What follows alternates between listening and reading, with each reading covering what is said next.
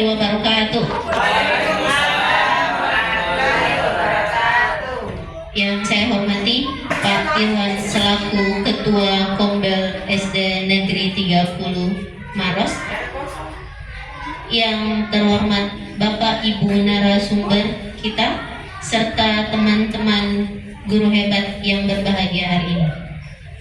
Puji syukur kita panjatkan kehadirat Allah Subhanahu wa taala karena berkat rezeki, rahmat serta karunia-Nya sehingga kita dapat berkumpul di tempat ini guna melaksanakan kegiatan Kombel dengan judul Diseminasi Budaya Positif.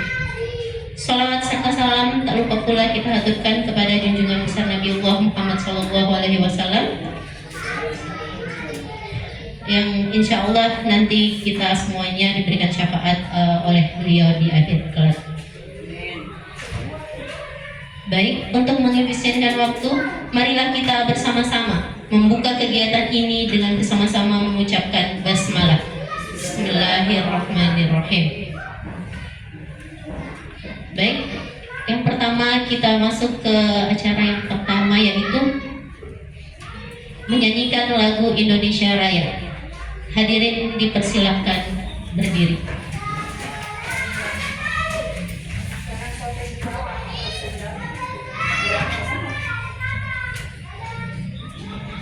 Hiduplah Indonesia Raya.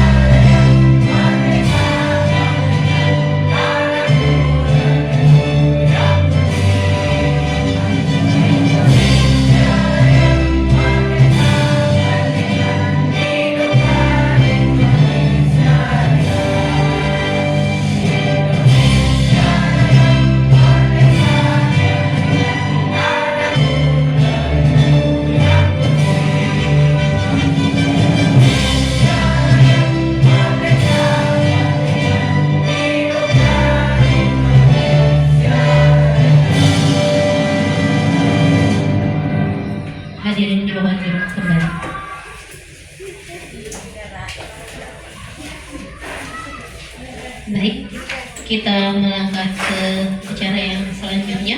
Sambutan dari Ketua Kombel La Teluk Puluh kepada Pak Irwan SPD MPD, disilakan.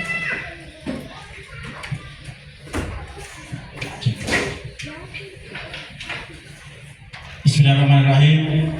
Assalamualaikum warahmatullahi wabarakatuh.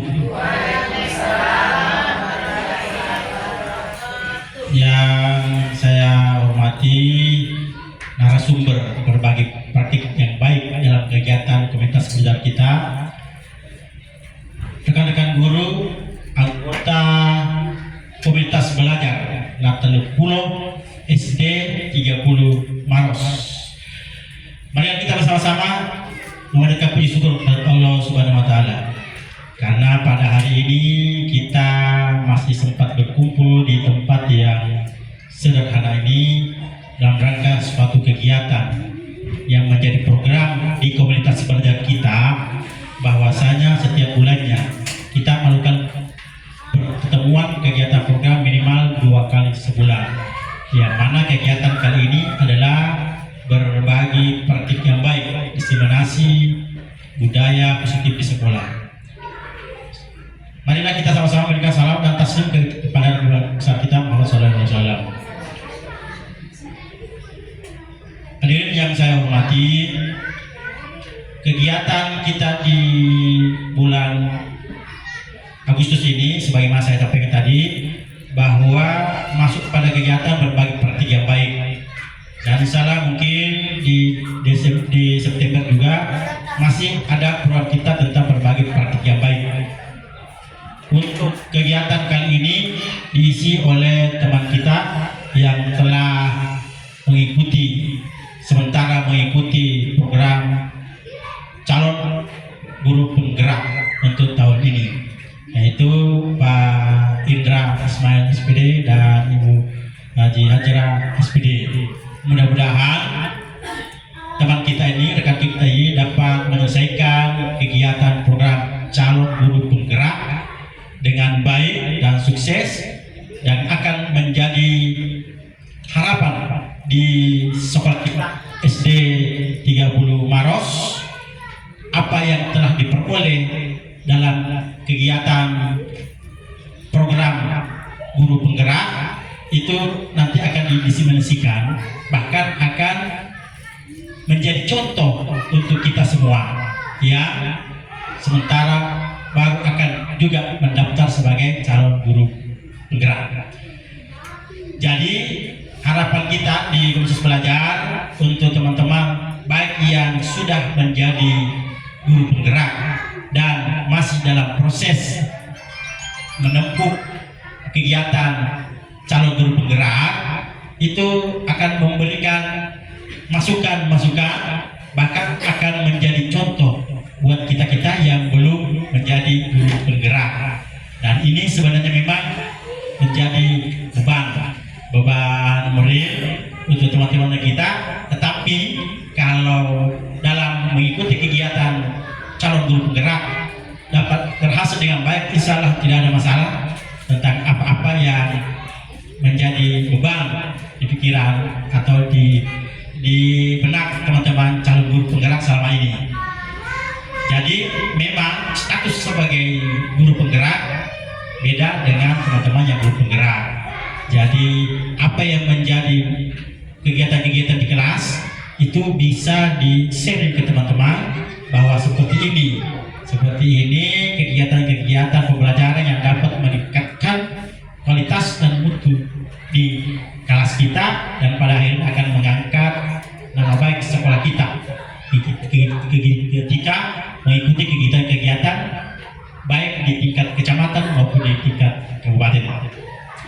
Kemudian terkait dengan apa yang akan disampaikan sebentar, yaitu diseminasi, artinya akan memberikan atau berbagi kegiatan yang telah dilaksanakan, yaitu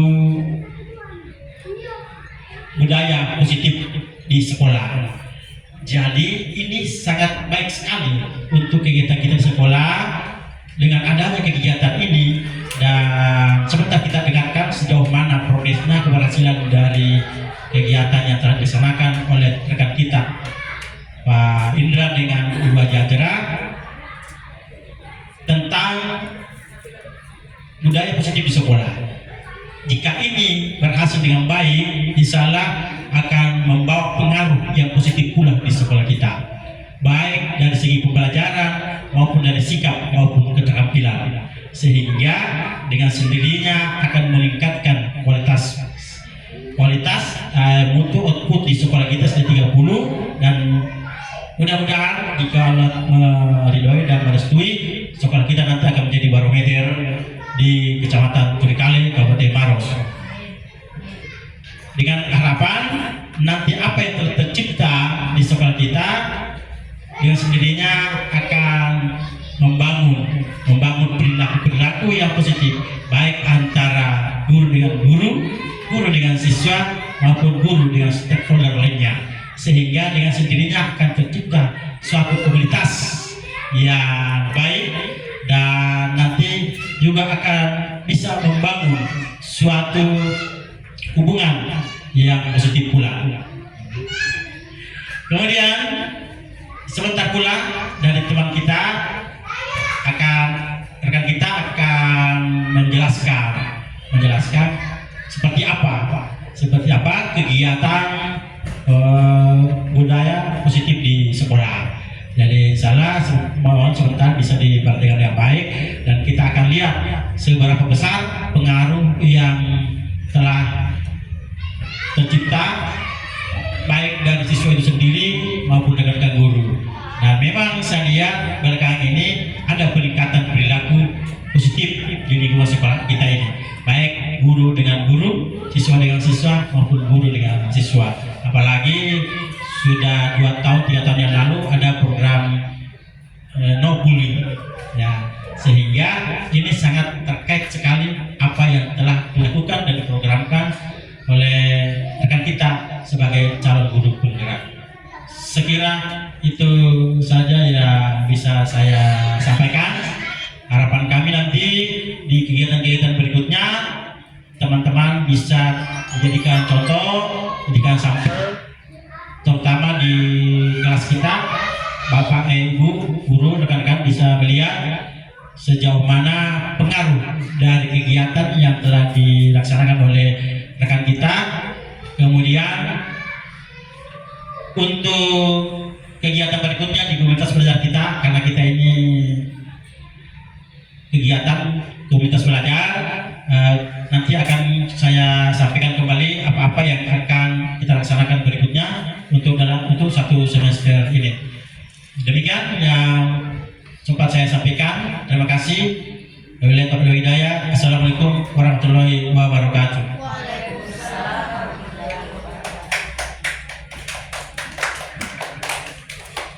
Baik, terima kasih kepada Bapak Ketua KOM 1230. Sekarang kita ke acara yang selanjutnya, yaitu pemaparan materi diseminasi budaya positif oleh narasumber kita. Yang pertama kepada Bapak Indra Ismail SPDI, saya persilakan.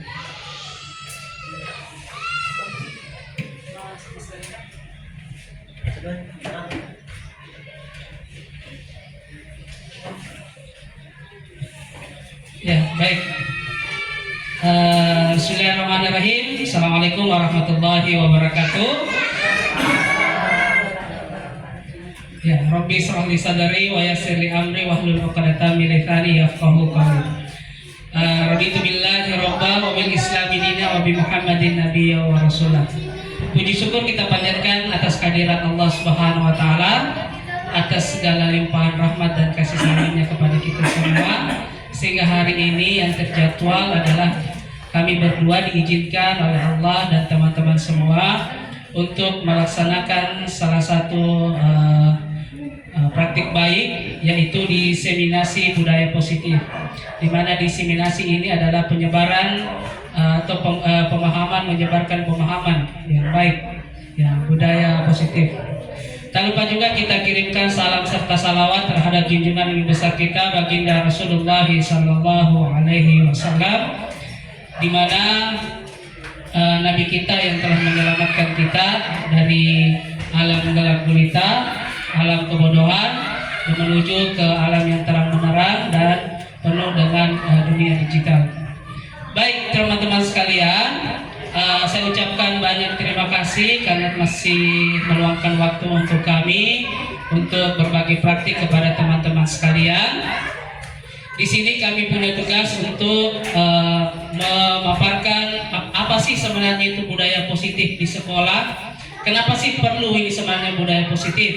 Ya, sebenarnya tadi itu budaya positif adalah namanya budaya itu adalah kebiasaan. Ya, tradisi itu masuk ke salah satu budaya, dan positif itu adalah sesuatu yang baik pastinya, ya. Baik, sebelum itu kembali dulu bagi yang pertama tadi, ya, perkenalkan ini adalah fasilitator kami. Kalau saya itu yang di sebelah saya itu yang memakai baju biru, itu adalah Dr. Sahrudin, guru SMA 6 Bontoa. Ya, kalau yang di fasilitator Bu, ada lagi jenjangnya, ada CGP, BP, fasilitator, instruktur, ada lagi di atasnya itu, pokoknya berjenjang Ibu. Kemudian di sampingnya itu ada PP saya, namanya Ibu Madina SPD MPD. Beliau adalah guru dari SMP 4 Bantimurung. Yang di sebelah sini fasilitatornya Ibu Haji atas nama Sutrianida, guru dari SD 3 Maros, dan PP-nya adalah Ibu Salvina, ya, dari SD. Hah? Oh, TK di Makassar katanya. Ya, baik. Lanjut Bu Haji. Ya. Yang pertama saya mau kenalkan dulu sebenarnya Bapak Ibu, ini adalah pembelajaran kami yang pertama. Di modul 1.1 sebenarnya banyak itu Pak modulnya. Modul 1.1 itu terbagi menjadi beberapa lagi. Ya, ada yang namanya filosofi pendidikan menurut Ki Hajar Dewantara, ada nilai-nilai guru penggerak, ada visi misi guru penggerak, dan ada namanya budaya positif. Budaya positif ini terakhir di modul 1. Kita disuruh membuat kayak aksi nyata kapan, karena disuruh video, kemudian disuruh upload. Ini setiap modul itu mungkin ada juga begininya. Baru diupload itu di PMM. Di sini saya mengangkat satu dulu di modul 1.1 Bapak Ibu tentang filosofi pendidikan menurut Ki Hajar Dewantara. Jadi kita sama-sama dulu satu persepsi dulu, karena kita ini menuju kurikulum merdeka atau sudah melaksanakan kurikulum merdeka walaupun belum sepenuhnya. Makanya kita satukan dulu persepsi kita tentang filosofi pendidikan menurut Ki Hajar Dewantara. Apa sih sebenarnya itu pendidikan menurut Ki Hajar Dewantara sebenarnya Bapak Ibu ya? Apa maunya Ki Hajar Dewantara sehingga beriringan dengan maunya pemerintah? Maunya pemerintah sehingga turun kita ke sekolah, diajarkanlah kepada anak-anak. Filosofi pendidikan menurut Ki Hajar Dewantara adalah memberi tuntunan dan arahan. Dua kata kunci, tuntunan, arahan. Selebihnya dari itu bukan filosofi pendidikan menurut Ki Hajar Dewantara. Artinya kita sebagai guru menuntun, ya, menuntun saja Bapak Ibu, ya, dan arahkan anak-anak. Guru merupakan pamong yang bertugas untuk menuntun seorang anak ke jalan yang benar sesuai dengan kodrat alam. Kodrat alam yang dimaksud adalah kekuatan, potensi atau keadaan diri yang secara alamiah melekat pada diri masing-masing peserta didik. Artinya kekuatan kodratnya itu sudah ada di dalam dirinya. Jadi kita hilangkan dulu itu. Ada pernah kata-kata saya dapat bahwa anak itu lahir bagaikan kertas kosong. Itu salah sebenarnya Bapak Ibu. Anak lahir dengan berbagai macam keunikan, berbagai macam bakat, berbagai macam minat yang dia miliki. Jadi anak itu lahir tidak kosong Bapak Ibu. Masing-masing ada kemampuannya, ada minat dan bakat yang sudah ada terpendam sama anak itu. Kita tugasnya adalah bagaimana kita menggali, menuntun dan mengarahkan itu minat dan bakat anak itu. Ya, oke. Selanjutnya adalah dan kodrat zaman. Kodrat zaman itu kekuatan, potensi atau keadaan diri yang berubah sesuai dengan kondisi sosial. Jadi kita tidak bisa menghardik anak-anak bahwasanya kau salah karena kita ini mengikuti perkembangan zaman. Tidak mungkin kita pakai pembelajaran zaman dulu ke zaman sekarang. Sudah beda Bapak Ibu. Dulu mungkin ya baca, ambil buku, baca, mencatat. Ya, mencatat dari halaman 1, halaman 7. Ya, pulang tidak ada apa-apa. Kalau kita masih pakai sistem itu, berarti kita masih pakai sistem zaman dulu. Nah, kita harus mengikuti perkembangan zaman. Artinya jangan yang itu terus yang dipakai. Kita harus berimprovisasi, ya, sesuai dengan perkembangan zaman sekarang. Kalau perkembangan zaman sekarang menggunakan media pembelajaran yang lain, kita ikut kita coba beradaptasi dengan itu. Jangan kita memakai dengan sesuatu yang lama. Ini menurut kemauan dari filosofi pendidikan menurut Ki Hajar Dewantara. Lanjut. Nah, di situ ada 3 tujuan yang Ki Hajar Dewantara mau sekali yang diterapkan kepada anak-anak kita. Yang pertama adalah ingarso sung tolodo. Nah, ingarso sung tolodo bahasa Jawa. Artinya di depan memberi contoh atau memberi teladan. Nah, jadi guru itu di depan Ki, apa yang nalia siswata itu pasti nak kerjakan juga. Nah, kita sepakat sama-sama bahwa anak itu peniru yang hebat. Ya, kita sepakat bersama-sama. Jadi kalau nalia Ki anak tak minum berdiri, pasti minum berdiri juga. Kalau nalia Ki anak tak makan jalan, pasti makan jalannya juga. Karena anak itu melihat gurunya, apalagi yang masih kelas yang rendah, ya, kelas yang rendah, kayak kelas 1, kelas 2, kelas 3, transisi dari kelas 2 ke kelas 3. Nah, itu artinya bahwa seorang pemimpin harus menjadi contoh yang baik bagi orang lain, berperilaku baik dan menjadi panutan. Jadi menjadi pemimpin berarti memberi contoh yang baik kepada orang-orang yang sekitar. Jadi kita ini di depan dulu. Nah, tugas tak di depan, ada nanti di tengah, ada nanti di belakang. Tugas tak di depan adalah memberi contoh. Lanjut. Yang slide ketiga. Terbalik kembali. Ya lanjut. Ya itu. Yang kedua adalah Ingmania Mangunkarsa. Di tengah-tengah membangun kemauan atau cita-cita. Ini posisinya di tengah. Tadi Ingarso Sungtolodo di depan, Ingmania Mangunkarsa di tengah. Artinya seorang pemimpin harus bisa memotivasi orang di sekitarnya, memberikan semangat dan menciptakan suasana atau kondisi yang produktif. Mereka harus mampu membangkitkan semangat orang lain dalam bekerja. Ya, jadi di tengah-tengah posisinya, kemudian kita yang mendorong anak-anak untuk mereka menemukan minat dan bakat yang mereka inginkan. Jangan memaksakan anak belajar sesuai dengan kehendak sendiri. Itu kata kuncinya. Biarkan mereka menemukan gaya belajar mereka. Makanya muncul yang namanya berdiferensiasi. Nah, itu nanti Bapak Ibu ya. Lanjut, yang ketiga adalah Tuthuri Handayani. Nah, ini adalah logo yang selalu kita lihat banyak di sekolah-sekolah. Tuthuri artinya mengikuti dari belakang, dan Handayani berarti memberi dorongan moral atau dorongan semangat. Seorang pemimpin juga harus mendukung dan memberi dorongan kepada orang-orang yang di belakangnya.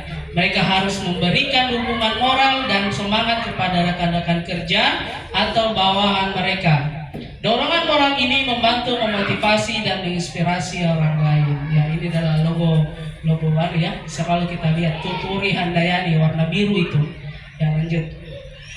Inilah konsep intinya Bapak Ibu. Itu tadi masih pengantar. Konsep intinya di sini akan kita bahas.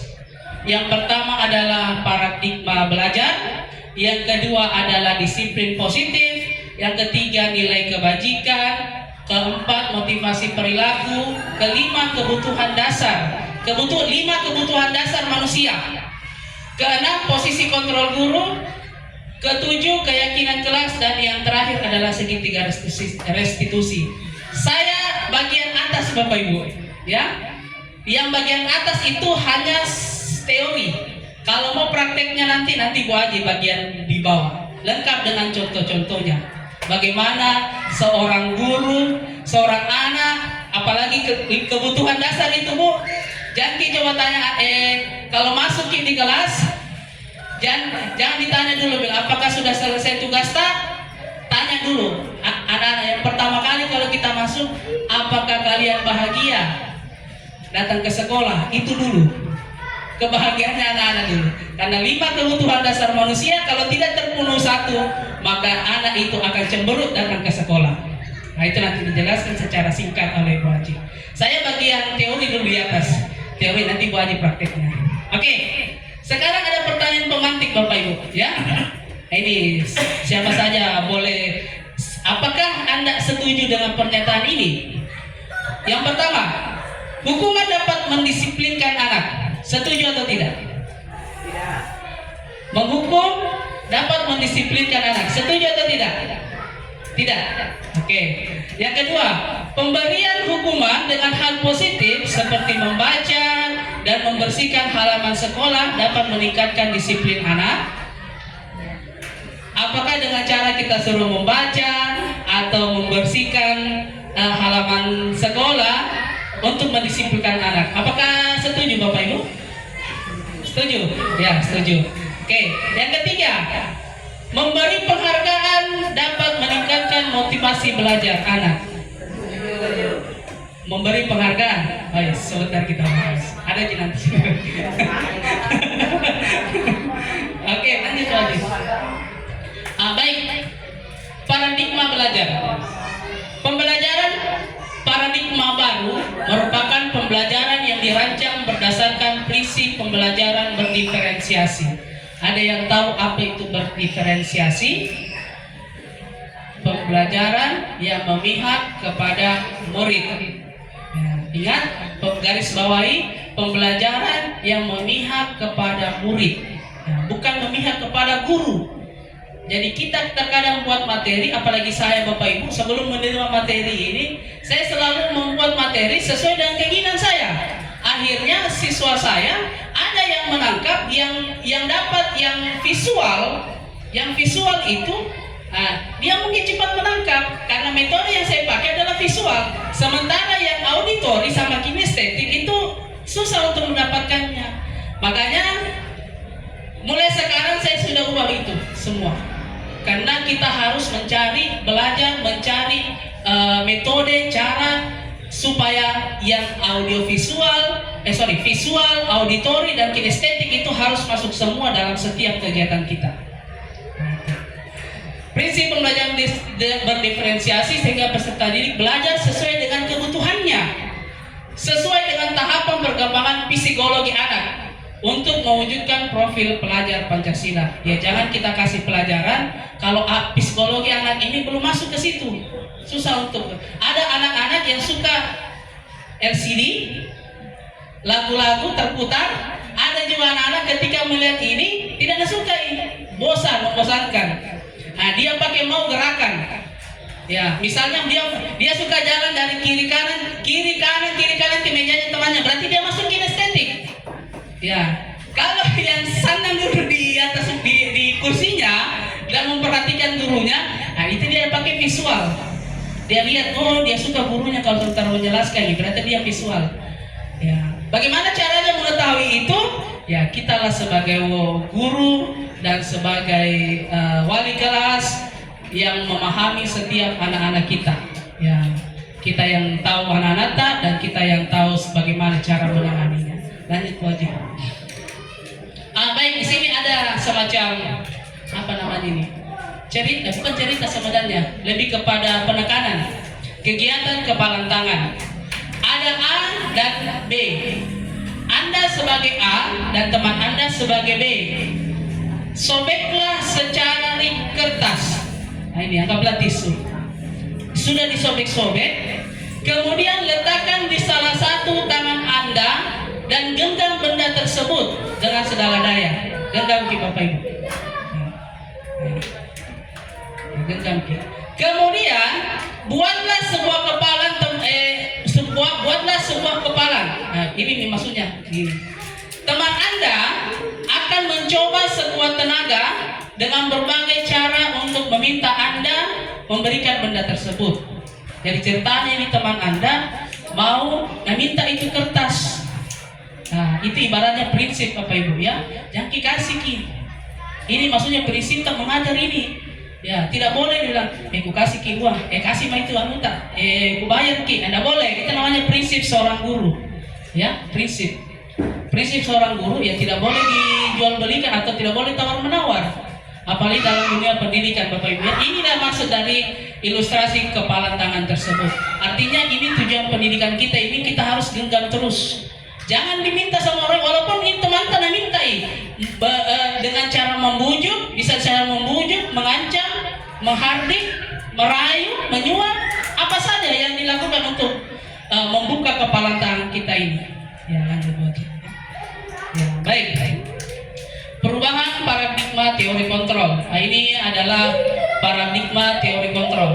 Ilusi yang pertama adalah guru mengontrol murid. Nah, ilusi yang kedua bahwa kritik dan membuat orang merasa bersalah dapat menguatkan karakter. Ilusi yang ketiga, bahwa semua penguatan positif, efektif, dan bermanfaat. Yang keempat adalah ilusi bahwa orang dewasa memiliki hak untuk memaksa. Oke, ini secara teori juga Bapak Ibu. Nanti prakteknya itu aja. Ilusi guru mengontrol murid. Pada dasarnya kita tidak dapat memaksakan murid untuk berbuat sesuatu jikalau murid tersebut memilih untuk tidak melakukannya. Walaupun tampaknya guru sedang mengontrol perilaku murid, hal demikian terjadi karena murid sedang mengizinkan dirinya dikontrol. Saat itu, bentuk kontrol guru menjadi kebutuhan dasar yang dipilih murid tersebut. Teori kontrol menyatakan bahwa semua perilaku memiliki tujuan, bahkan terhadap perilaku yang tidak disukai. Ilusi bahwa semua penguatan positif efektif dan bermanfaat. Penguatan positif atau bujukan adalah bentuk-bentuk kontrol segala usaha untuk mempengaruhi murid agar mengulangi suatu perilaku tertentu. Adalah suatu usaha mengontrol murid tersebut dalam jangka waktu tertentu. Kemungkinan murid tersebut akan menyadari dan mencoba untuk menolak bujukan kita, atau bisa jadi murid tersebut menjadi tergantung pada pendapat guru dan pada guru untuk berusaha. Lanjut ke budaya positif, ini hanya ilustrasi. Ini tadi. Paradigma perubahan stimulus respon dari stimulus respon berubah menjadi pendekatan kontrol diri. Kalau stimulus respon Bapak Ibu, dia mengatakan bahwa kita semua ini sama. Tapi kalau teori kontrol mengatakan adalah kita semua berbeda. Ya. Yang kedua, semua orang memiliki hal yang sama. Salah. Bahwa setiap orang memiliki gambaran yang berbeda. Setiap anak berbeda. Setiap anak berbeda. Allah ciptakan anak, dia berbeda-beda pastinya. Ada mungkin yang pendiam, ada mungkin yang agresif, ada mungkin yang lebih tinggi lagi, ya. Jadi usaha kita untuk mengontrol, bagaimana kita kontrol diri kita untuk membimbing anak-anak kita, intinya sabar Ki. Saya juga waktu dapat ini stres kan, berarti bilang, bagaimana cara aku sabar menghadapi anak-anak? Ternyata betul Bapak Ibu ya, harus mentally tersenyum orang kalau mau menghadapi siswa. Iya, harus betul. Betul Bu, saya sepakat itu. Yang paling hebat itu sebenarnya guru kelas 1. Terus terang, guru kelas 1. Kenapa? Guru kelas 1, kelas 2. Karena masih tingkatan fasenya masih sama. Makanya cocok itu dibuatkan fase itu, fase A, khusus kelas 1, kelas 2. Ya, karena mereka mungkin hampir mirip-mirip. Kalau kelas 3 itu berarti sudah masuk transisi, masuk di jenjang yang lebih tinggi lagi atau kelas yang lebih tinggi, tapi masih mirip-mirip di kelas 2, kelas 1. Lanjut Bu baca. Ya, disinilah pembahasan inti kita Bapak Ibu ya. Disiplin positif. Tadi ada 8. Pertama, paradigma pembelajaran baru. Kita masuk yang kedua, disiplin positif. Disiplin positif adalah menanamkan motivasi pada murid-murid kita, yaitu untuk menjadi orang mereka inginkan dan menghargai diri sendiri dengan nilai-nilai yang mereka percaya. Artinya disiplin ini bagaimana kita menanamkan, bukan menyuruh ya Bapak Ibu ya, kita yang menanamkan pada siswa. Artinya kalau kita tanam, berarti hasilnya kita akan dapat sendiri. Kalau kita menyuruh tanpa, misalnya kita menyuruh tanpa memberi contoh, ya pasti salah juga. Ya, harus kita dulu jadi contoh. Makanya inarso surutolodo. Kita yang di depan dulu Bapak Ibu. Tunjukkan makna disiplin itu seperti apa. Ya, tunjukkan makna disiplin itu seperti apa. Ya, misalnya contoh membersihkan kelas disiplin masalah kebersihan, bisa juga. Artinya kita dulu pasti itu kalau gurunya itu, kalau apalagi kelas 1, kelas 2 itu gurunya dulu lihat. Ya, baru dia mau bekerja.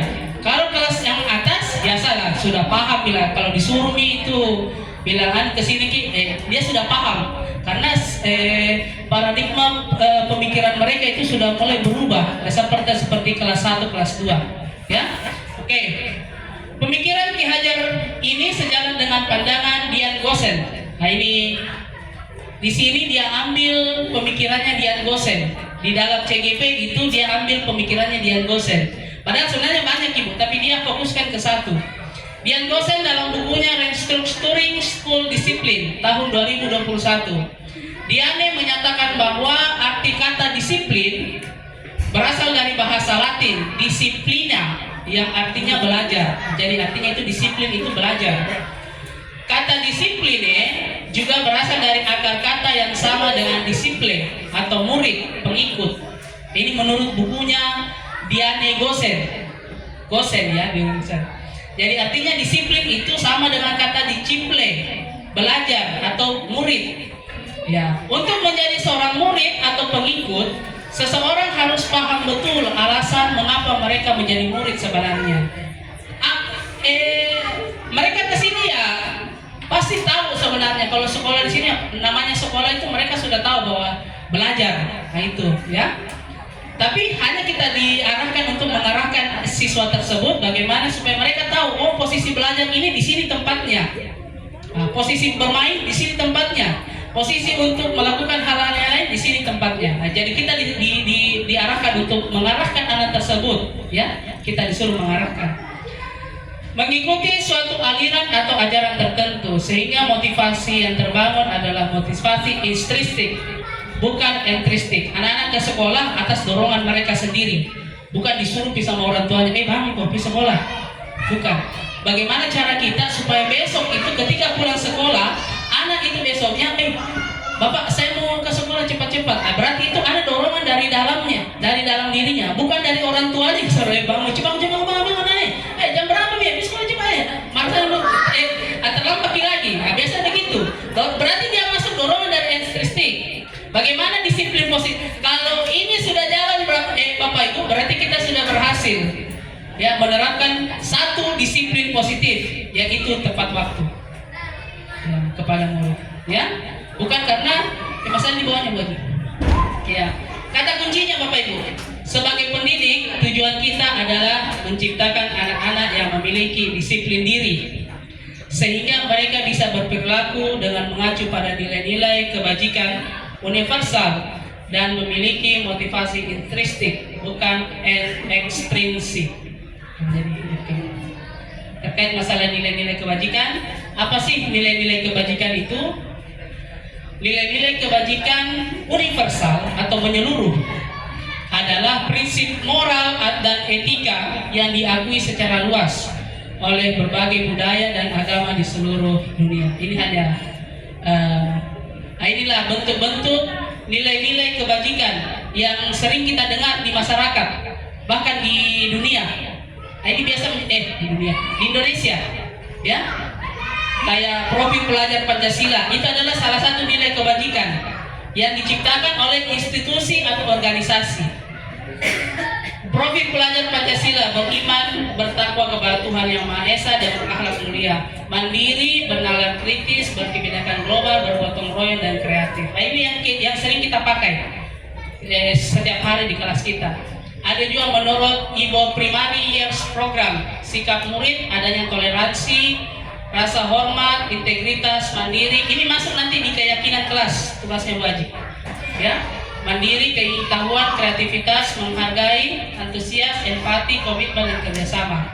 Petunjuk seumur hidup dan keterampilan hidup.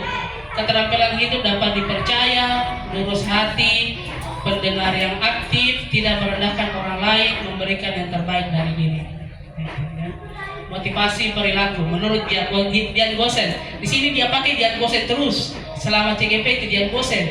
Ya, motivasi perilaku kita sudah masuk yang ketiga Bapak Ibu. Ya, kita masuk di motivasi perilaku. Nah ini, tunggu dulu Pak. Kasih kembali dulu. Ya, ini sebenarnya Bu. Bagaimana ya singgung sebenarnya ini nanti tulisnya di sini termasuk saya juga ada singgung Tommy ya, tapi yang kita singgung Bapak Ibu ya, ini hanya bentuk apalagi penjelasan tentang motivasi perilaku. Menurut Dian Gosen dalam bukunya Restructuring School Discipline menyatakan ada 3 motivasi perilaku manusia. Jadi kita ini berkegiatan, melakukan kegiatan di sekolah, ada 3 maksud, ada 3 ujian. Silakan di dalam hati Bapak Ibu pilih saya yang mana. Ya, saya bacakan satu-satu. Silakan baca. Oke. Ayo kasih besar-besar di baju tabe, bisa di. Yang macam besar itu. keluar dari situ baru sum yang Oh iya, sum sana. Ya, sum. Ya itu sana kasih besar ya sum. Ya. Kasih arahkan ke atas. Iya. Kasih anu kapan? Kasih sesuai dengan anunya wajib. Besarannya ini kasih sesuai dengan ukurannya dulu. Ya, arahkan tarik lagi. Ya. Ya, kita melakukan kegiatan kita ini apakah yang pertama untuk menghindari ketidaknyamanan atau hukuman. Misalnya contoh Bapak Ibu ya, kita menjemput di depan, ya, kita menjemput di depan. Apakah karena untuk menghindari ketidaknyamanan perasaan kita yang selalu ditegur sama ibu kepala sekolah, itu maksudnya ini. Motivasi manusia itu untuk dalam pekerjaan ada 3. Salah satunya adalah menghindari ketidaknyamanan atau hukuman. Biasanya orang yang motivasi perilakunya untuk menghindari hukuman atau ketidaknyamanan, sebenarnya mereka sedang menghindari permasalahan yang muncul dan berpengaruh pada mereka secara fisik, psikologis, maupun tidak terpenuhinya kebutuhan mereka bila tidak melakukan tindakan tersebut. Motivasi ini bersifat eksternal. Nah, kita kerja karena apakah kita datang ke sekolah pagi-pagi menjemput, apa karena memang betul-betul dari dalam hati kita, atau menghindari ini ketidaknyamanan teguran dari bapak ibu, dari ibu kepala sekolah. Biasanya begitu. 3 motivasi ini. Yang kedua apa aja di sebelah? Nah, yang kedua adalah apakah kita melakukan kegiatan itu menjemput apa karena ada imbalan atau penghargaan? Nah, ya, apa karena ada imbalan? Imbalan itu bukan berbentuk uang saja Bapak Ibu ya. Bisa saja pujian, bisa saja apa lagi tuh kata-kata yang nan kaki baru nak kasih kaki ya itu karena ada imbalan. Orang berperilaku untuk mendapatkan imbalan atau penghargaan dari orang lain. Orang dalam motivasi ini akan bertanya, apa yang akan saya dapatkan apabila saya melakukannya? Ya, apa kira-kira saya dapatkan? Kalau saya lakukan ini, apa kira imbalannya untuk saya? Nah, jadi dia melakukan itu bukan karena dari diri sendiri. Dia menunggu imbalan dari orang lain. Nah, ya, misalnya kepujian seperti itu ya, atau penghargaan atau kata-kata yang indah ya, oke. Atau kita yang nomor ketiga.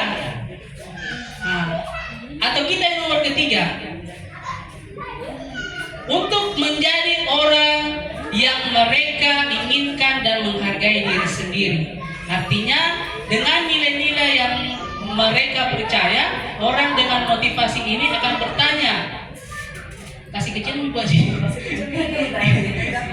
Ya, oke. Untuk menjadi orang yang mereka inginkan. Artinya ini motivasi ketiga adalah karena memang motivasinya sendiri, tidak untuk menghindari hukuman dan tidak pula untuk mendapatkan imbalan. Memang betul-betul dia melakukan ini, oh karena tugasku, memang tugasku. Ada dorongan dalam hatinya, oh memang tugasku, tanggung jawabku, saya harus kerjakan ini. Nah, itu biasanya 3 motivasi perilaku manusia Bapak Ibu ya. Dan saya juga baru tahu. Saya baru tahu ketika dapat materi ini, saya baru tahu. Oh ternyata posisiku saya di sini. Ya, rahasia masing-masing. Ya, masing-masing sudah baca tuh berarti orang. Oh di mana saya posisiku nih? Sudah tahu posisi di mana ya. Itu menjadi asumsi pribadi Bapak Ibu. Urusan pribadi ya. Lanjut lagi. Ya. Ini. Itu sampingnya. Sampingnya. Ini minta dilihat. Oke. Yang ini sekarang. Ya. Sekarang masuk, ikan ini masih teori Bapak Ibu ya. Kita percepat saja. Hukuman, konsekuensi dan penghargaan. Nah, itu tadi yang saya tanya. Yang pertama, apakah menghukum dengan ini bisa mendisiplinkan anak? Nah, di sini kita akan bahas Bapak Ibu. Sebelum itu ada ada cerita, ya, cerita pemantik Bapak Ibu. Ya, Bapak Ibu sendiri yang menjawab ya. Saya bacakan.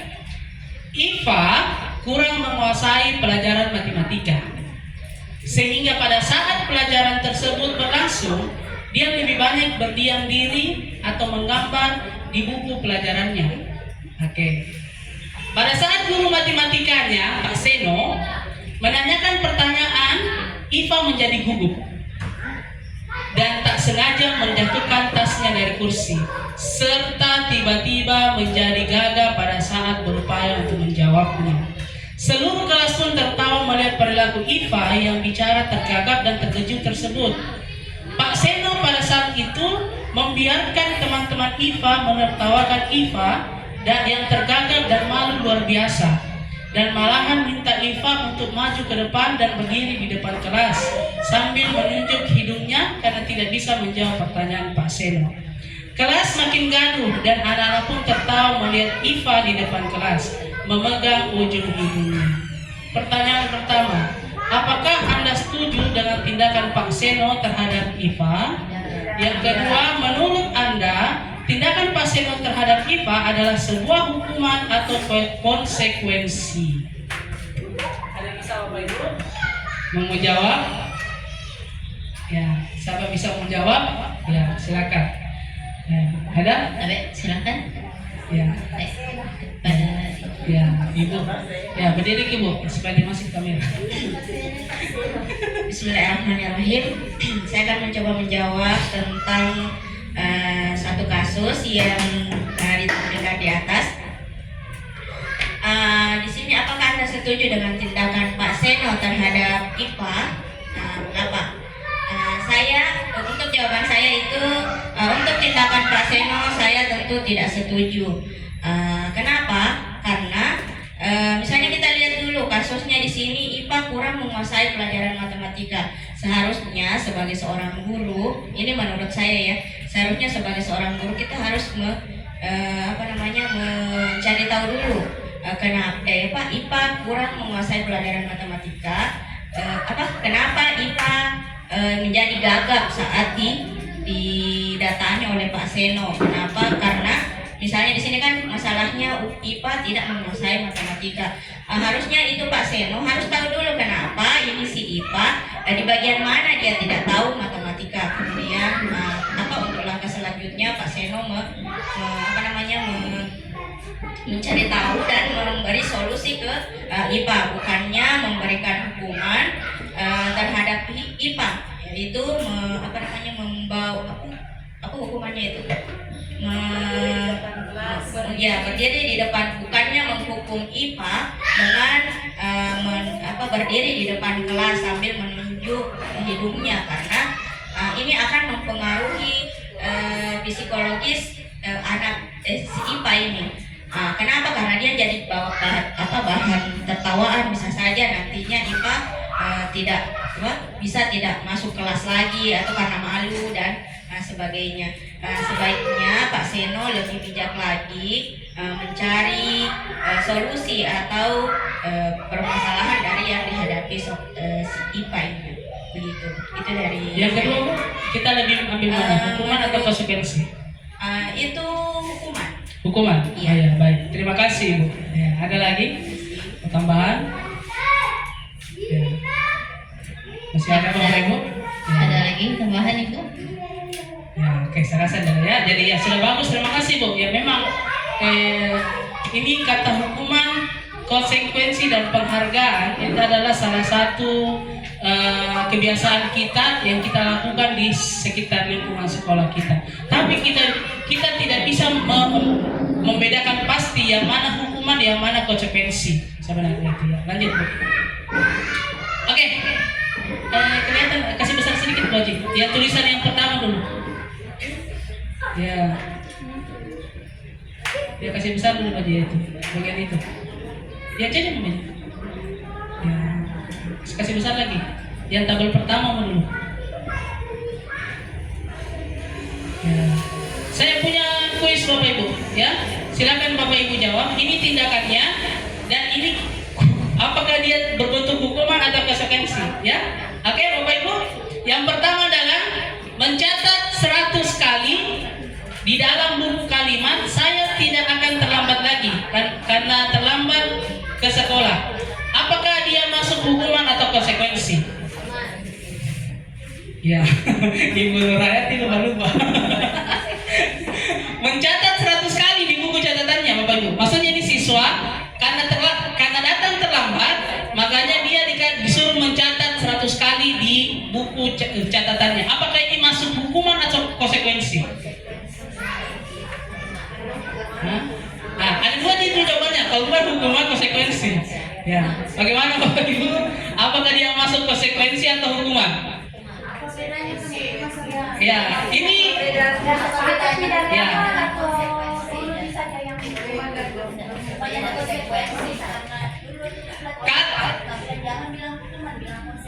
Iya. Hukuman itu sesuatu yang terencana. Kalau konsekuensi ada kesepakatan. Kesepakatan antara guru dan murid. Ya, berapa? Apa Bu? Konsekuensi yang pertama. Terserah kita nih, nanti ada jawabannya muncul. Oke. Yang kedua, lari mengelilingi lapangan basket 2 kali karena terlambat hadir di sekolah. Hah? Oke. Keseru lagi. Yang ketiga adalah murid diminta untuk push up 15 kali karena tidak menggunakan masker di sekolah. Hukuman: duduk di bangku di pinggir lapangan pada jam istirahat, tidak diizinkan bermain oleh guru piket karena mencederai teman saat bermain di lapangan. Konsekuensi. Oke. Nah, kasih ini. Oke. Oke, yang selanjutnya adalah murid diminta bertelanjang kaki sepanjang hari karena tidak menggunakan sepatu warna hitam sesuai dengan peraturan sekolah. Konsekuensi. Oke. Berdiri di depan kelas sambil mengangkat kaki satu karena tidak bisa menjawab pertanyaan. Hukuman. Oke. Membersihkan tumpahan air di meja di meja tulis karena tersenggol pada saat belajar. Apa? Konsekuensi. Ya, next, terakhir. Lari mengelilingi lapangan basket 2 kali karena terlambat 10 menit untuk pelajaran PJOK.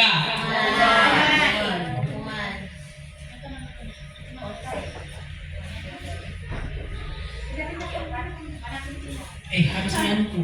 Udah takut. Ada rangku. Oke, next baca, ada jawabannya di sebelah. HP taruh di dalam nih. Cek dulu, mana ini kan? Saya cek dulu. Ibu minta tolong ibu kamu. Ibu dulu. Ya, kasih kecil deh. Ya. Kasih slide misalnya boleh. Kasih bentuk slide misalnya. Ya, oke. Ya. Hari dapat 100. Ya, oke. Mencatat 100 kali di dalam buku kalimat saya tidak akan terlambat lagi karena terlambat ke sekolah. Itu adalah sebuah konsekuensi. Lari mengelilingi lapangan basket 2 kali karena terlambat hadir di sekolah. Itu sebuah hukuman Bapak Ibu. Tidak terencana itu. Ya, tiba-tiba itu muncul. Nah, kau terlambat ke sekolah. Lari boleh. Nah, gitu. Murid diminta untuk push up 15 kali karena tidak menggunakan masker. Ini salah satu hukuman ini Bapak Ibu. Gara-gara masa masker saja tidak mau, langsung disuruh push up. Siapa tahu karena terlambat, lupa atau tiba-tiba naik motor jatuh. Ya, itu bisa saja Bu ya. Duduk di bangku di pinggir lapangan pada jam istirahat, tidak diizinkan bermain. Nah, itu salah satu konsekuensi Bapak Ibu ya. Oke. Lanjut. Ya, apa itu bagi? Ada bisa aja sampingnya lagi. Ya, habis hari ini, habis kapan udah tahu air. Oh, harus dicek. Diminta untuk bertelanjang kaki sepanjang hari. Ini salah satu bentuk hukuman. Sudah jelas Bapak Ibu ya, sepanjang hari masa anak-anak tidak boleh. Gara-gara tidak memakai sepatu hitam. Siapa tahu kotor Bapak Ibu? Ya, ya basah bisa jadi.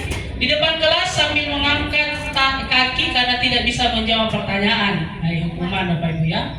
Bersihkan tumpahan air di meja tulis karena tersenggol pada saat belajar, ya konsekuensi Bapak Ibu ya. Mengelilingi lapangan basket ya. Lapangan apa di situ Bapak? Baik, lapangan basket 2 kali karena lambat 10 menit. Ini konsekuensi karena dia berada di mapel PJOK. Iya, oke, lanjut Baji. Ya, itu. Bentuk slide. Ya, inilah bedanya. Hukuman bersifat tidak terencana atau tiba-tiba. Anak atau murid tidak tahu apa yang akan terjadi dan tidak dilibatkan. Hukuman bersifat satu arah dari pihak guru yang memberikan dan murid hanya menerima suatu hukuman tanpa melalui suatu kesepakatan atau pengarahan dari pihak guru, baik sebelum atau sesudahnya. Hukuman yang diberikan bisa berupa fisik maupun psikis. Murid anak disakiti oleh suatu perbuatan atau kata-kata. Jadi itu biasa anak-anak bukan hanya dengan perbuatan dia sakit, tapi kata-kata juga biasa itu salah satu hukuman ya, membekas apalagi anak-anak itu masih rentang hatinya ya. Oke. Yang kalau konsekuensi adalah sudah terencana. Konsekuensi sudah terencana atau sudah disepakati dan dibahas dan disetujui oleh murid dan guru. Itu adalah sebuah konsekuensi. Oh, jadi kalau kita terlambat, apa konsekuensinya? Bukan bilang apa hukumannya. Ganti bahasa itu. Ganti kata hukuman menjadi konsekuensi. Ya. Karena kalau saya itu Bu, kayak setiap di jamnya Pak Irwan itu selesai sholat duha, anak-anak kelas 51 yang tidak ikut sholat duha, saya suruh sholat duha di kelasnya Bapak Ibu. Itu salah satu konsekuensi. Kalau bilang itu masalah hukum, tapi biasa perlu beradaptasi dulu Bapak Ibu, ya, karena kita selalu mengatakan hukuman. Jadi sekarang ini kita ganti dengan konsekuensi. Jangan ada kata hukuman, karena itu kalau dalam sekolah ramah anak itu tidak boleh ada kata-kata yang kasar sama anak. Ya, kata hukuman itu ya Bapak Ibu. Lanjut. Ya, saya kira sudah dipahami ya. Nah, sekarang kita masuk di penghargaan. Hampir bisa selesai Bapak Ibu. 1 jam ini durasi. Oke, menurut Alfie Kohn diwawancarai tahun 1993, mengemukakan baik penghargaan maupun hukuman adalah cara-cara mengontrol perilaku seseorang yang menghancurkan potensi pembelajaran yang sesungguhnya. Menurut Kohn, secara idealnya tindakan belajar itu sendiri adalah penghargaan sesungguhnya.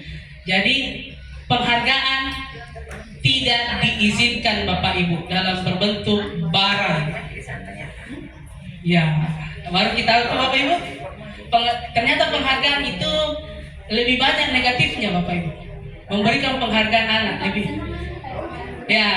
lebih senang anak-anak. Ada penjelasannya di sini. Silakan lanjut. Pengaruh jangka pendek dan jangka panjang terhadap penghargaan. Penghargaan efektif jika kita menginginkan seseorang melakukan sesuatu. Penghargaan akan efektif kalau kita menyuruh anak-anak itu. Tapi kalau tidak dikasih penghargaan, tidak bisa kerja anak-anak. Tidak nih, apa saya imbalanku Pak? Saya menemukan kerja kalau tidak imbalanku. Itu adalah salah satu jeleknya penghargaan selain Bapak Ibu. Dia tidak mau ikut kompetisi kalau tidak ada penghargaannya. Jangan mau saya ikut deh, ada di sana lebih hebat ya, nanti tidak dapat juara. Itu salah satu yang membuat negatif sebenarnya penghargaan. Jangka pendek, jangka panjangnya ya. Jika kita menggunakan penghargaan lagi dan lagi, maka orang tersebut akan bergantung pada penghargaan yang diberikan serta kehilangan motivasi dari dalam. Dia mengikuti itu karena ada penghargaan yang dikasih. Ya, kalau tidak ada hadiah tidak mau ikut, Bapak Ibu. Ada anak begitu itu? Tidak mau saya ikut, tidak hadiah deh. Jadi dia mau ikut karena ada dorongan eksternal, yaitu penghargaan dari luar, bukan dari dalam. Mau kembangkan anuku deh, masalah puisiku apa tuh, talenta yang ada di dalam diriku. Karena mendengar kata penghargaan, dia lebih fokuskan ke situ penghargaan. Ya, lanjut Bapak Ibu. Penghargaan tidak efektif. Satu penghargaan adalah suatu benda atau peristiwa yang diinginkan yang dibuat dengan persyaratan hanya jika Anda melakukan hal ini maka Anda akan mendapatkan penghargaan yang diinginkan. Jadi kalau kita motivasi itu, penghargaan itu, sehingga kita mengikuti kegiatan itu. Kalau tidak ada penghargaan itu tidak mau aja. Seperti mohon maaf, sama-sama kita ini pengejar sertifikat. Ya, pengejar sertifikat ya karena ada penghargaan sertifikat. Coba tidak ada sertifikatnya, kira-kira mau ikut tidak seminar tersebut? Itu yang menjadi pertanyaannya, ya. Oke, jika saya mengharapkan suatu penghargaan dan tidak mendapatkannya, maka saya akan kecewa dan berkecil hati. Ya, kita ikut kegiatan, tapi kita tidak dapat penghargaan. Orang lain yang dapat penghargaan, pasti lain kali kita tidak akan ikut. Yakin dan percaya Bapak Ibu. Jika kita memberikan seseorang suatu penghargaan untuk melakukan sesuatu, maka kita harus terus-menerus memberikan penghargaan itu. Jika kita inginkan orang tersebut meneruskan perilaku yang kita inginkan. Jadi kalau kita suruh anak itu, kalau dia mau melakukan terus-menerus Bapak Ibu, pasti kita akan iming-iming dengan penghargaan. Kalau tidak ada penghargaan, tidak mau yang ikut. Lanjut Bu Haji. Ya. Penghargaan merusak hubungan. Banyaknya anunya Bu, dampak positif negatifnya dari penghargaan. Ketika seseorang diberikan penghargaan atau dipuji di depan orang banyak, maka yang lain akan merasa iri dan sebagian dari mereka akan tidak menyukai orang yang diberikan penghargaan tersebut. Bisa saja nabombe temannya. Dia bilang, sempurna mo, ya, baru dapat penghargaan begitu, baru dapat juara 1, baru dapat juara 2. Itu biasa itu akan memperselisih hubungan antara teman sesama teman sebenarnya.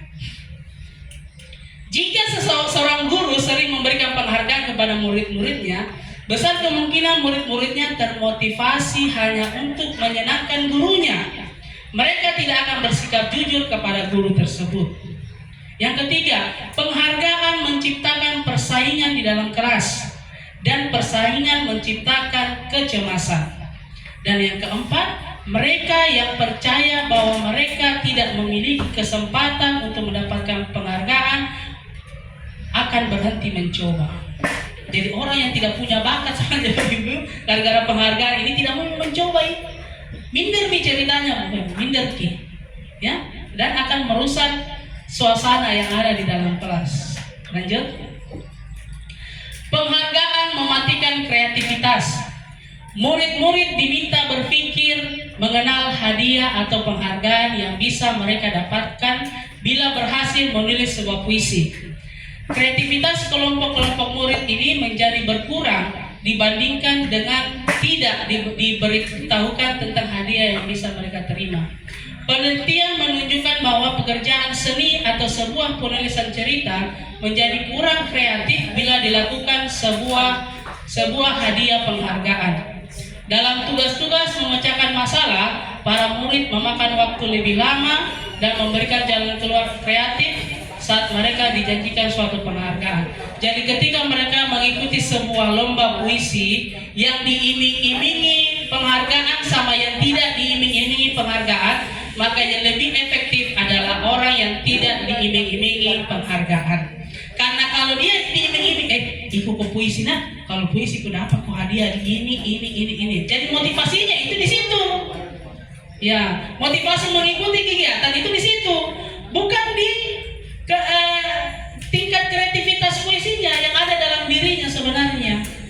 Ya, jadi yang selama ini mindset kita berpikir bahwa penghargaan itu bagus, ya kita lihat hasil penelitian tadi bahwasanya boleh beri penghargaan, tapi jangan menggunakan barang.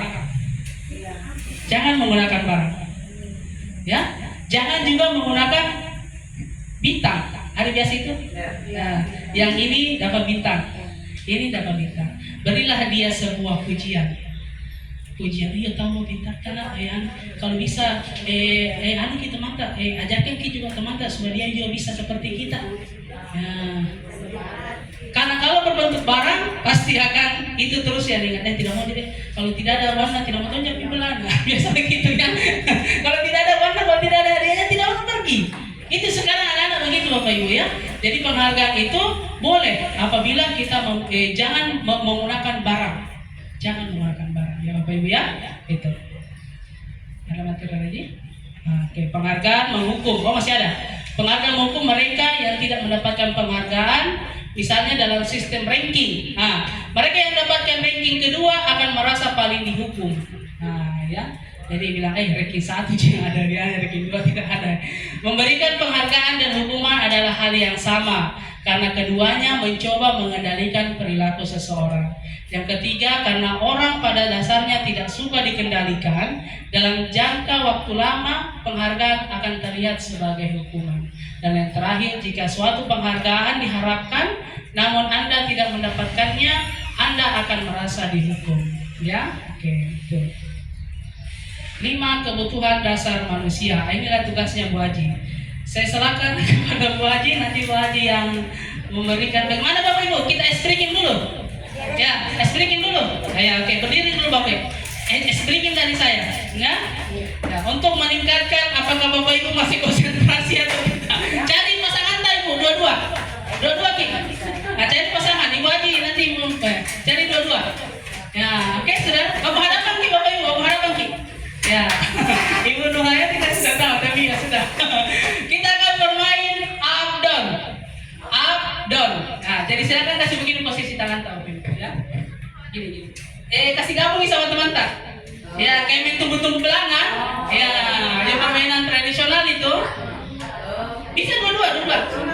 Ya, oke. Kalau saya bilang up, berarti tangan yang di bawah naik. Ya, kalau saya bilang up, berarti tangan yang di bawah naik. Kalau saya bilang down, tangan yang di atas turun. Oke? Kita uji coba dulu. Kita uji coba ya, Bapak Ibu ya. Kita uji coba. Kita uji coba. Up. Ya. Baru uji coba itu. Baru uji coba Bapak Ibu ya. Oke. Ya. Up. Kalau up naik dari bawah ke atas. Kalau down dari atas ke bawah. Oke, turun. Oke, kita mulai ya. Level 1. Ya, level 1. Up, down. Baru level 1 itu. Iya, level 1 masih oke. Ya, ini kita Bapak Ibu ya. Di mana yang konsentrasinya ini lagi buyar ini? Down. Up. Ya di bawah naik. Ya naik ya. Up. Ibu Rahma naik. Ibu Rahma. Ya. Kan tangannya Ibu Rahma di bawah jadi. Oke. Up. Down. Down. Up. Up. Up. Gila gitu. Up. Down. Down. Up. Down. Down. Down. Up. Up. Down. Up.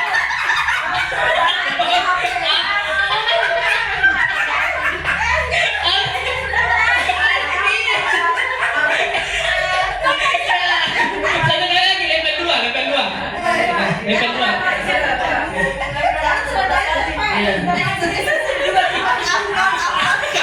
Ya.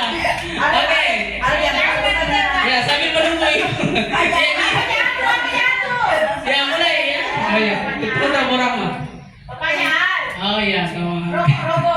Ya, level 2 Bapak Ibu ya, mungkin agak cepat temponya ya. Level 2. Oke ya. Oke. Ayo bikin. Kita ada teman di mana? Pak Ibu tahu beres sudah mau ikut main. Temani teman. Abdon tahu Pak? Turun. Ya, oke ada Pak Ibu. Oke. Satu kali lagi Bapak Ibu ya. Level 2. Level agak cepat Bapak Ibu ya. Oke, siap. 1 2 up. Down. Down. Down.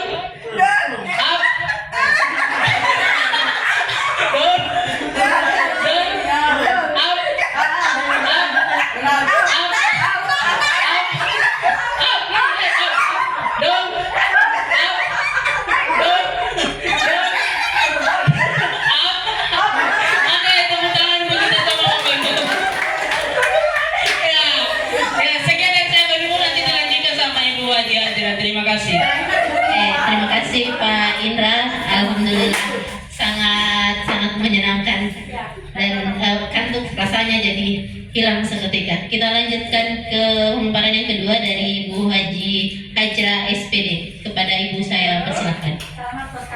Bismillahirrahmanirrahim. Assalamualaikum warahmatullahi wabarakatuh. Pertama-tama saya ucapkan terima kasih kepada Ketua Kombal kita Pak Irwan, di mana beliau sudah memfasilitasi kita untuk memfasilitasi kami berdua untuk memberikan apa yang kami dapat di CGP ini, yaitu tentang budaya positif. Di budaya positif ini ada beberapa yang kami pelajari. Tadi sudah ada Pak Indra 4 materi yang diberikan. Untuk saya itu juga ada 4 materi. Yang pertama yaitu kebutuhan dasar manusia. Di CGP kami itu ada 5 kebutuhan dasar manusia yang dibilang tadi Pak Indra. Sebelum kita memberikan materi ke anak-anak, sebaiknya kita menanyakan dulu kabar atau perasaan mereka. Apakah hari ini mereka bahagia? Apakah ada masalah yang dibawa ke sekolah atau ada apa yang mereka sehingga sebentar materi kita tidak sampai ke mereka. Jadi kita tanya-tanya dulu seperti itu. Kemudian di sini ada kebutuhan dasar manusia. Jika salah satunya tidak terpenuhi, maka saya yakin anak-anak, jangankan anak-anak, bahkan kita juga tidak konsentrasi dalam melakukan pekerjaan kita. Oke, kebutuhan dasar manusia ini segala tindakan yang dilakukan untuk mendapatkan apa yang kita inginkan. Semua tindakan yang dilakukan memiliki tujuan tertentu. Dan semua usaha terbaik yang dilakukan dalam rangka memenuhi kebutuhan dasar terpenuhi dengan baik. Nah, apakah kebutuhan dasar manusia itu? Oke, sebelumnya ada dulu di sini ada kasus yang kita cermati dulu, yang saya klik. Ibu Lina, guru wakil wali kelas 2A di SD Negeri 5 Tanra Lili, sedang bingung menghadapi ulah salah satu murid di kelasnya, namanya Fajar. Beberapa anak di kelas 2A telah datang padanya dan mengeluhkan Fajar yang seringkali meminta bekal makan siang mereka dengan paksa. Biasanya ada murid kalau bawa ke bekal temannya pergi toli mendekat. Nah, ada tuh beberapa mendekat ke. Nah, apakah keinginan dia atau apa yang ingin dia lakukan sehingga mendekat ke kita atau ke anak yang sedang membuka bekalnya. Kemudian jika Anda menghadapi situasi seperti Ibu Lina, apa yang akan Anda lakukan? Menurut Anda kira-kira apa alasan Fajar melakukan hal itu? Jadi ada beberapa alasan Fajar melakukan hal itu. Kita sebagai guru cari tahu dulu, jangan langsung dimarahi anaknya. Nah, selanjutnya di sini ada jawabannya. Jadi sebentar ada. Di sini ada Fajar. Apakah Fajar yang pertama? Apabila jawaban Fajar ketika ditanya oleh Ibu Lina adalah karena ia lapar dan orang tuanya tidak membawakan bekal makan siang, maka kebutuhan apanya Fajar yang akan terpenuhi? Nah, yang kedua, apabila Fajar menjawab bahwa alasannya mengambil bekal temannya karena dia merasa senang temannya jadi memperhatikan dia ketika temannya melaporkan tindakannya itu pada gurunya. Jadi tindakannya ini merupakan kebutuhan apanya Fajar. Kemudian yang ketiga, apabila jawaban Fajar adalah dia merasa hebat karena temannya jadi takut dengan dia dan menuruti keinginannya. Kebutuhan apanya lagi Fajar yang mau dipenuhi?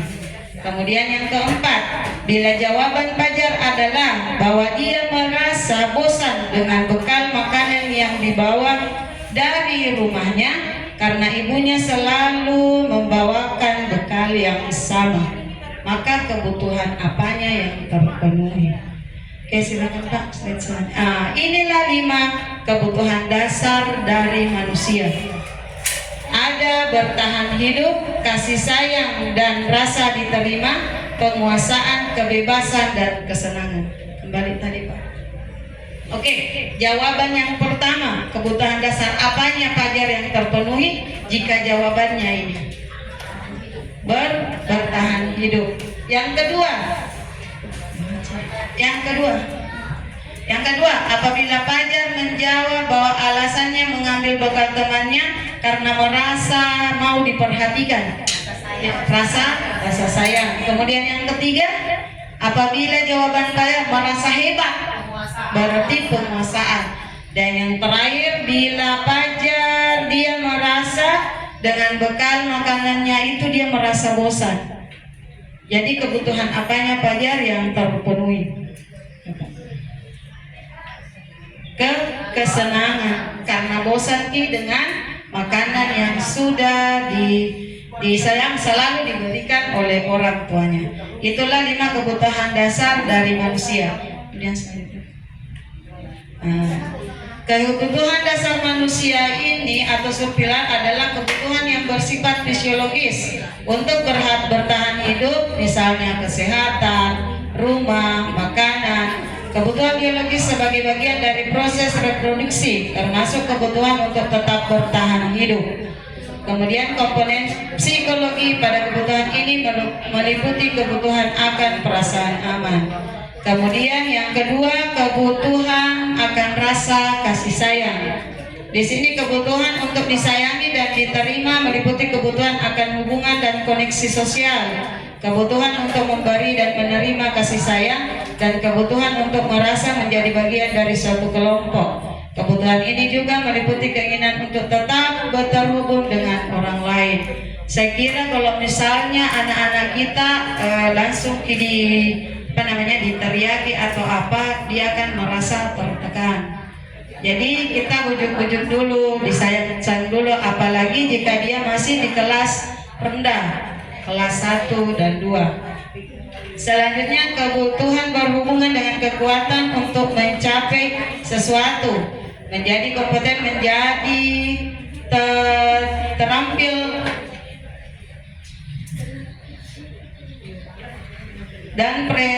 dan didengarkan, memiliki rasa harga diri. Kebutuhan ini meliputi kebutuhan untuk dianggap berharga, bisa membuat perbedaan, bisa membuat pencapaian kompeten dan diakui, dihormati.